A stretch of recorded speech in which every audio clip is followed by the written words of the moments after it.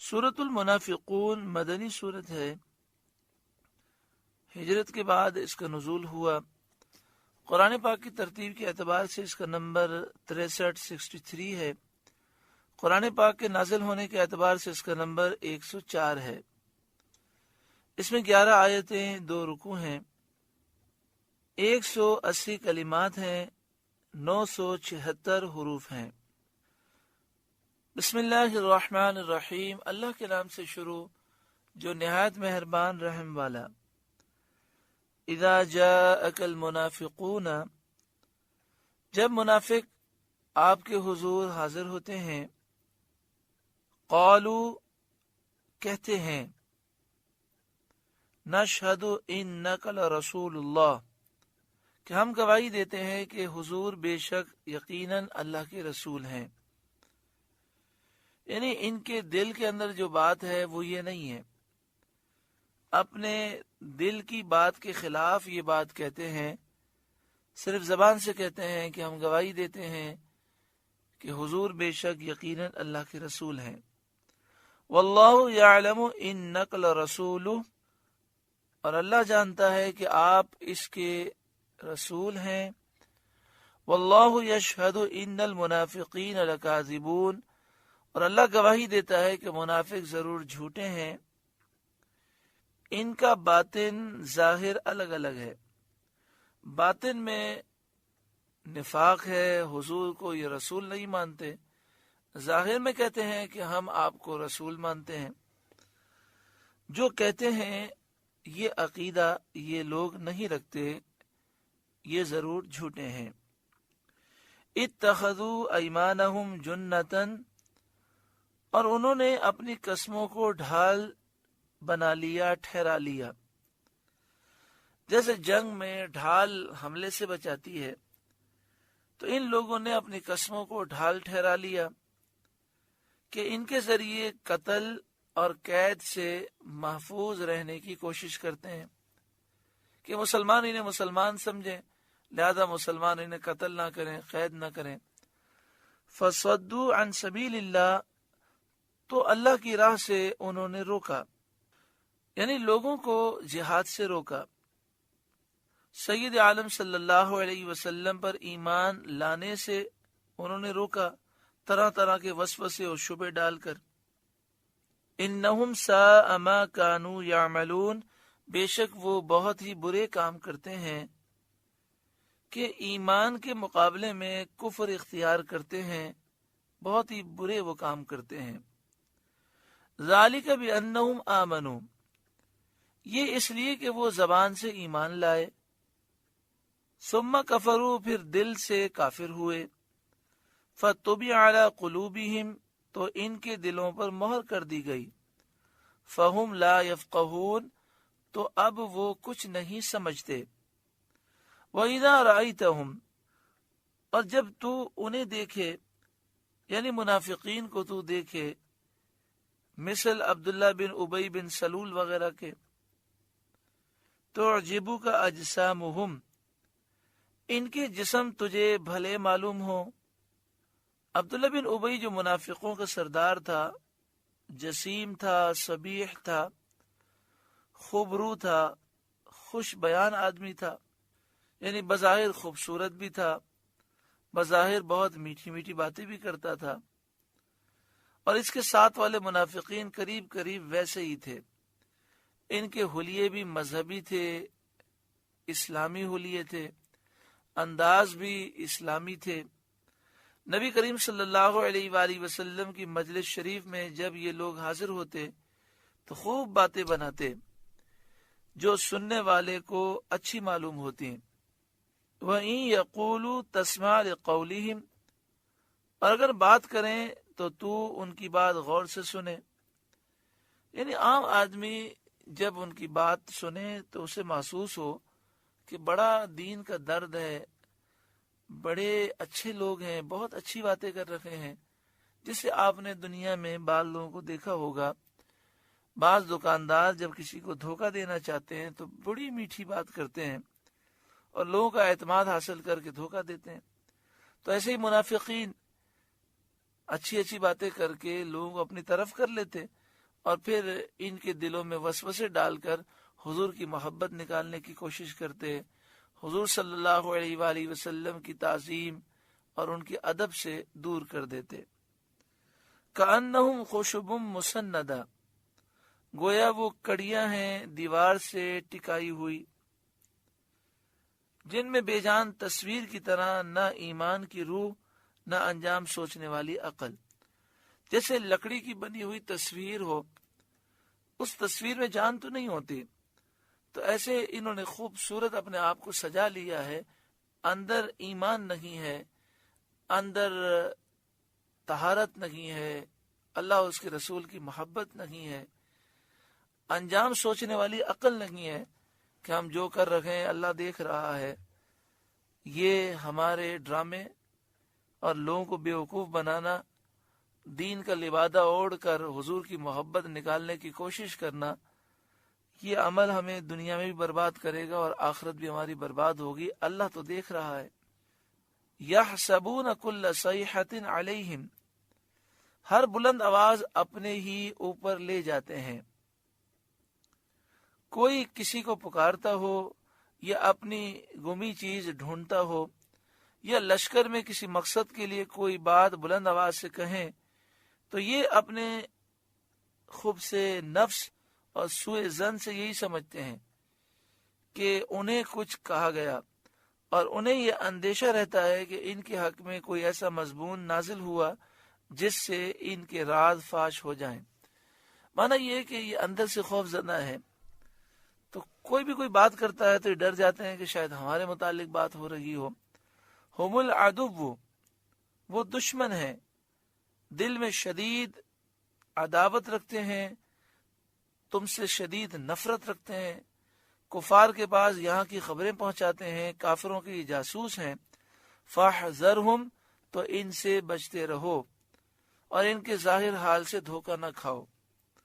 آج بھی ایسے لوگ ہیں کہ جن کے ظاہری حال تو بڑے اچھے ہیں لیکن دل میں محبت رسول نہیں، تعظیم مصطفیٰ نہیں، دل میں مسلمانوں کو اتنا بغض بھرا ہوا ہے کہ مسلمانوں کو مشرک و بدعتی سمجھتے ہیں۔ جو آپ کو مشرک سمجھے، کافر سمجھے، بدعتی سمجھے، وہ آپ کو سلام کرے، آپ سے گلے ملے، آپ سے مسکرا کر ملے، تو یہ منافقت ہے کہ یہ بظاہر یہ اتنا میٹھا بن رہا ہے لیکن دل میں جب آپ کو یہ مشرک سمجھتا ہے، جب آپ کو بدعتی سمجھتا ہے تو انتہائی اس کے دل میں بغض ہے۔ حالانکہ الحمدللہ مسلمان نہ مشرک ہے نہ بدعتی ہے، وہ تو حضور صلی اللہ علیہ وسلم سے محبت کرنے والا عاشق رسول ہے۔ قاتلہم اللہ، اللہ انہیں مارے، انا یؤفکون، کہاں اوندھے جاتے ہیں، اور روشن برہانے قائم ہونے کے باوجود حق سے منحرف ہوتے ہیں، حق کی طرف نہیں آتے۔ حق یہ ہے کہ اپنا سب کچھ حضور کے نام پر فنا کر دو، حضور سے محبت کرو، حضور کی تعظیم کرو، حضور صلی اللہ علیہ وآلہ وسلم کا ادب کرو۔ اس کے بغیر اللہ کی محبت تمہیں حاصل نہیں ہو سکتی۔ وَإِذَا قِيلَ لَهُمْ تَعَالَوْا، اور جب ان سے کہا جائے کہ آؤ معافی چاہنے کے لیے رسول اللہ کے دربار میں آؤ، یستغفر لکم رسول اللہ، رسول اللہ تمہارے لیے معافی چاہیں، لووا رؤوسہم، تو اپنے سر گھماتے ہیں، ورأیتہم یصدون وہم مستکبرون، اور تم انہیں دیکھو کہ غرور کرتے ہوئے منہ پھیر لیتے ہیں۔ منافقین کی پہچان یہ ہے کہ حضور کے دربار میں شوق سے نہیں آتے۔ تو میں نے مدینہ شریف میں ایسے لوگ دیکھے کہ جو وہاں متوع بنے ہوئے ہیں، لال رومال پہن کے گھومتے ہیں اور لوگوں پر شرک و بدعت کے الزام لگاتے ہیں، مشرک اور بدعتی لوگوں کو کہتے ہیں، نفرتیں عام کرتے ہیں، انتشار پھیلاتے ہیں۔ ہم نے ان کو دیکھا کہ کبھی بھی سرکار کی بارگاہ میں دل سے حاضری کے لیے تیار ہی نہیں ہوتے، بلکہ لوگوں کو بھی درس دے رہے ہوتے ہیں کہ تم مدینہ شریف آئے ہو، بس ایک دفعہ سلام پیش کر دو، السلام علیکم، بس یہ بار بار تم حضور کی بارگاہ میں سلام پیش کرنے کے لیے ہر نماز کے وقت کیوں جاتے ہو، اتنی دیر کیوں کھڑے رہتے ہو؟ تو یہ منافقوں کی علامت ہے کہ وہ رسول اللہ کے دربار میں ذوق و شوق سے جانے کے لیے تیار نہیں ہوتے۔ وَإِذَا قِيلَ لَهُمْ تَعَالَوْا، اور جب ان سے کہا جائے کہ آؤ معافی چاہنے کے لیے حضور کے دربار میں، یستغفر لکم رسول اللہ تمہارے لیے معافی چاہیں۔ ایک مومن جب مدینہ شریف جاتا ہے تو یہی عقیدہ رکھتا ہے اور یہی عرض کرتا ہے کہ یا رسول اللہ، میں آپ کے دربار میں آیا ہوں، میں اللہ سے معافی مانگتا ہوں، آپ میرے لیے استغفار کریں، اور جس کے لیے رسول اللہ استغفار کرتے ہیں اس کی بخشش ہو جاتی ہے۔ لَوَّوْا رُؤُوسَهُمْ، تو وہ اپنے سر گھماتے ہیں، وَرَأَيْتَهُمْ، اور تم انہیں دیکھو کہ يَصُدُّونَ وَهُمْ مُسْتَكْبِرُونَ، غرور کرتے ہوئے منہ پھیر لیتے ہیں۔ اس کا شان نزول یہ ہے کہ غزوہ مریسی سے فارغ ہو کر جب نبی کریم صلی اللہ علیہ وآلہ وسلم نے ایک کنویں کے کنارے قیام فرمایا تو وہاں یہ واقعہ پیش آیا کہ حضرت عمر رضی اللہ تعالیٰ عنہ کے اجیر جہجہ غفاری اور عبداللہ بن ابی کے حلیف سنان بن دبر جوہنی کے درمیان جنگ ہو گئی۔ جہجہ نے مہاجرین کو، سنان نے انصار کو پکارا۔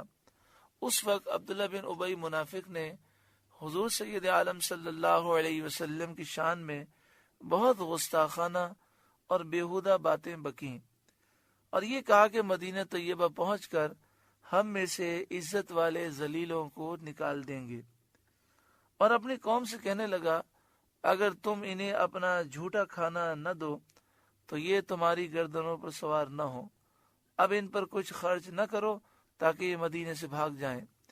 اس کی یہ ناشائستہ گفتگو سن کر حضرت زید بن ارقم کو تاب نہ رہی۔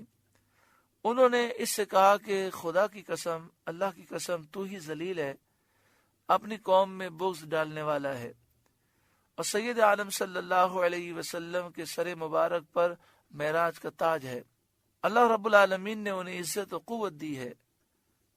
عبداللہ بن ابی کہنے لگا چپ، میں تو ہنسی سے کہہ رہا تھا۔ حضرت زید بن ارقم نے یہ خبر حضور صلی اللہ علیہ وآلہ وسلم کی خدمت میں پہنچائی۔ حضرت عمر رضی اللہ تعالیٰ عنہ نے عبداللہ بن ابی منافق کے قتل کی اجازت چاہی۔ سید عالم صلی اللہ علیہ وآلہ وسلم نے منع فرمایا اور ارشاد کیا کہ لوگ کہیں گے کہ محمد صلی اللہ علیہ وآلہ وسلم اپنے اصحاب کو قتل کرتے ہیں۔ حضور انور صلی اللہ علیہ وآلہ وسلم نے عبداللہ بن ابی منافق سے دریافت فرمایا کہ تو نے یہ باتیں کہی تھیں؟ وہ مکر گیا اور قسم کھا گیا کہ میں نے کچھ بھی نہیں کہا۔ اس کے ساتھی وہ عرض کرنے لگے کہ عبداللہ بن ابی بڑا شخص ہے، یہ جو کہتا ہے ٹھیک ہی کہتا ہے۔ حضرت زید بن ارقم رضی اللہ تعالیٰ عنہ کو شاید دھوکہ ہوا ہو اور بات یاد نہ رہی ہو۔ پھر جب اوپر کی آیتیں نازل ہوئیں اور عبداللہ بن ابی منافق کا جھوٹ ظاہر ہو گیا تو اس سے کہا گیا کہ جا سید عالم صلی اللہ علیہ وآلہ وسلم سے درخواست کر، حضور صلی اللہ علیہ وآلہ وسلم تیرے لیے اللہ تعالیٰ سے معافی چاہیں۔ تو گردن پھیری اور کہنے لگا تم نے کہا ایمان لا تو میں ایمان لے آیا، تم نے کہا زکوٰۃ دے تو میں نے زکوٰۃ دی، اب یہی باقی رہ گیا ہے کہ محمد مصطفیٰ صلی اللہ علیہ وسلم کو سجدہ کروں۔ اس پر یہ آیت کریمہ نازل ہوئی۔ ذرا انداز دیکھیں، اس سے کہا گیا کہ حضور کے دربار میں جا، حضور تیرے لیے اللہ سے معافی مانگیں گے، تو اسے جواب کیا دیا؟ تم نے کہا ایمان لا تو میں ایمان لایا، تم نے کہا زکوٰۃ دے تو میں نے زکوٰۃ دی، اب یہ باقی رہ گیا کہ میں حضور کو سجدہ کروں۔ یعنی یہ فوراً بات کو شرک پہ لے گیا۔ آج کل کے منافقین کا بھی یہی حال ہے، حضور کی تعظیم کی بات کریں تو فوراً لے جاتے ہیں یہ تو شرک ہے۔ تو اس نے کہا اب یہی باقی رہ گیا ہے کہ محمد مصطفیٰ صلی اللہ علیہ وسلم کو سجدہ کروں۔ یعنی یہ منافقین اپنے آپ کو توحیدی کہتے تھے اور صحابہ کرام پر بلکہ خود نبی اکرم صلی اللہ علیہ وآلہ وسلم پر انہوں نے شرک کے الزامات لگائے۔ کیونکہ مسلمان شرک سے ڈرتا ہے، تو جب تعظیم مصطفیٰ کو، ذکر مصطفیٰ کو، شان مصطفیٰ کو شرک کہہ دیا جائے تو یہ سمجھتے مسلمان ڈر جائے گا اور وہ دور ہو جائے گا۔ اس طرح مسلمانوں کے دلوں سے حضور کی تعظیم نکالنے کی وہ کوشش کرتے ہیں، لیکن یہ ناکام ہوئے ہیں اور انشاءاللہ آئندہ بھی یہ ناکام ہوں گے، کیونکہ مسلمان سمجھتا ہے کہ تعظیم مصطفیٰ شرک نہیں ہے۔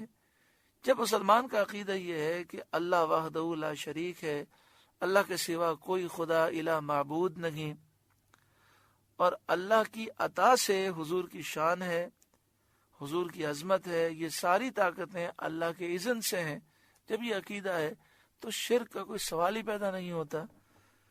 تو اس زمانے کے منافقین کی بھی عادت تھی اور آج بھی یہ عادت ہے، تعظیم مصطفیٰ سے روکنے کا طریقہ یہ ہے کہ شرک کا الزام لگا دیا جائے۔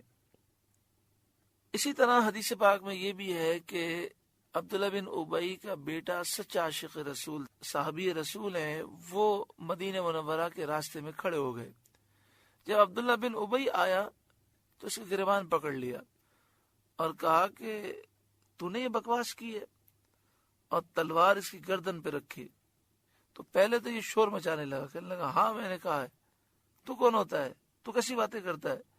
تو کہا میں تیری گردن اتار دوں گا۔ تو یہ کانپ گیا۔ پھر انہوں نے کہا کہ تو کہے کہ میں سارے ذلیلوں سے زیادہ ذلیل ہوں، کتوں سے زیادہ، خنزیروں سے زیادہ، بندروں سے زیادہ، ہر ذلیل چیز سے بھی زیادہ میں ذلیل ہوں۔ تو یہ ڈر کے مارے یہ الفاظ کہتا رہا۔ پھر آپ کہنے لگے کہ میرا دل ٹھنڈا نہیں ہوا، میں جب تک تیری گردن نہ اتار دوں تب تک میرا چین نصیب نہیں ہوگا۔ تو نبی اکرم صلی اللہ علیہ وآلہ وسلم کا گزر ہوا، آپ نے منع فرما دیا۔ اللہ تعالیٰ کی شان، عبداللہ بن ابی منافقوں کا سردار اور اس کے بیٹے وہ سچے عاشق رسول۔ اللہ تعالیٰ ہم سب کو ایمان کی دولت عطا فرمائے اور ایمان پر ثابت قدمی نصیب فرمائے، ہماری اولاد، ہماری نسلوں کو بھی درست عقیدے پر ثابت قدمی نصیب فرمائے۔ سواء علیہم استغفرت لہم ام لم تستغفر لہم، ان پر ایک جیسا ہے، آپ ان کی معافی چاہیں یا نہ چاہیں، لن یغفر اللہ لہم، اللہ انہیں ہرگز نہ بخشے گا، اس لیے کہ وہ نفاق میں راسخ اور پختہ ہو چکے ہیں۔ جب تک ان کے دل میں نفاق ہے اللہ تعالیٰ ان کی بخشش نہ کرے گا، جب تک ان کے دل میں حضور کا بغض ہے اللہ تعالیٰ انہیں نہیں بخشے گا۔ ان اللہ لا یہدی القوم الفاسقین، بے شک اللہ فاسقوں کو راہ نہیں دیتا۔ ہم الذین یقولون، وہی ہیں جو کہتے ہیں، لا تنفقوا علی من عند رسول اللہ حتی ینفدوا، کہ ان پر خرچ نہ کرو جو رسول اللہ کے پاس ہیں یہاں تک کہ پریشان ہو جائیں۔ یعنی یہ کہتے ہیں کہ حضور کے اصحاب جو ہجرت کر کے مکے سے آئے ہیں ان پر خرچہ نہ کرو یہاں تک کہ غربت ان پر اتنی زیادہ آ جائے کہ مدینہ چھوڑ کے چلے جائیں۔ وَلِلَّهِ خَزَائِنُ السَّمَاوَاتِ وَالْأَرْضِ، اور اللہ ہی کے لیے ہیں آسمانوں اور زمین کے خزانے، وہی سب کو روزی دینے والا ہے۔ وَلَكِنَّ الْمُنَافِقِينَ لَا يَفْقَهُونَ، مگر منافقوں کو سمجھ نہیں۔ یقولون، وہ کہتے ہیں، لَئِن رَجَعْنَا إِلَى الْمَدِينَةِ، ہم مدینہ پھر کر گئے، اس غزوے سے لوٹ کر ہم مدینہ شریف واپس گئے، لَيُخْرِجَنَّ الْأَعَزُّ مِنْهَا الْأَذَلَّ، تو ضرور جو بڑی عزت والا ہے وہ اس میں سے نکال دے گا اسے جو نہایت ذلت والا ہے۔ منافقین نے اپنے آپ کو عزت والا کہا اور مومنین کو ذلت والا۔ اللہ تعالیٰ فرماتا ہے، وَلِلَّهِ الْعِزَّةُ وَلِرَسُولِهِ وَلِلْمُؤْمِنِينَ، اور عزت تو اللہ اور اس کے رسول اور مسلمانوں ہی کے لیے ہے۔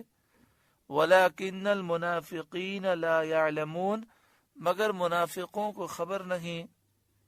اس آیت کے نازل ہونے کے چند ہی دن بعد عبداللہ بن ابی منافق اپنے نفاق کی حالت پر کفر پر مر گیا۔ اللہ تعالیٰ ہم سب کو بری موت سے بچائے۔ لوگ کہتے ہیں اللہ ہمیں بری موت سے بچائے، اور بری موت کس کو سمجھتے ہیں کہ ایکسیڈنٹ ہو جائے، بم دھماکے میں مر جائے تو بری موت ہے۔ یہ بری موت نہیں ہے۔ بری موت اس کو کہتے ہیں کہ خاتمہ کفر پر ہو۔ بری موت اسے کہتے ہیں اس حال میں انسان مرے کہ اللہ ناراض ہو، اس کے حبیب ناراض ہو۔ ایک کافر بستر پہ مرتا ہے، بظاہر کوئی تکلیف ظاہراً نہیں ہوئی، نہ بم دھماکہ ہوا نہ کچھ بھی ہوا، پھر بھی اس کی موت بری ہے۔ اور ایک مجاہد بم دھماکے میں شہید ہو جاتا ہے، اس کے جسم کے ٹکڑے ٹکڑے ہو جاتے ہیں، وہ بری موت نہیں ہے، بڑی عالی شان موت ہے۔ تو جو لوگ اس کو بری موت سمجھتے ہیں وہ اپنی اصلاح کریں، اس کو بری موت نہیں کہتے۔ اللہ راضی ہو۔ ہاں یہ ضرور ہے کہ دعا کرنی چاہیے کہ اللہ تعالی خاتمہ بالایمان خیر و عافیت کے ساتھ نصیب فرمائے۔ سورۃ المنافقون کا پہلا رکوع مکمل ہوا۔ اللہ تعالی اس رکوع کے نور سے ہمارے قلوب کو روشن منور فرمائے۔ اللہ ایمان پر ثابت قدمی نصیب فرمائے، نفاق کی زندگی سے بچائے، نفاق کی موت سے بچائے، خاتمہ بالایمان نصیب ہو، ایمان پر خیر و عافیت کے ساتھ حضور کی محبت میں، حضور کے قدموں میں، حضور کی جلووں میں اللہ شہادت نصیب فرمائے۔ اللہ اللہ اللہ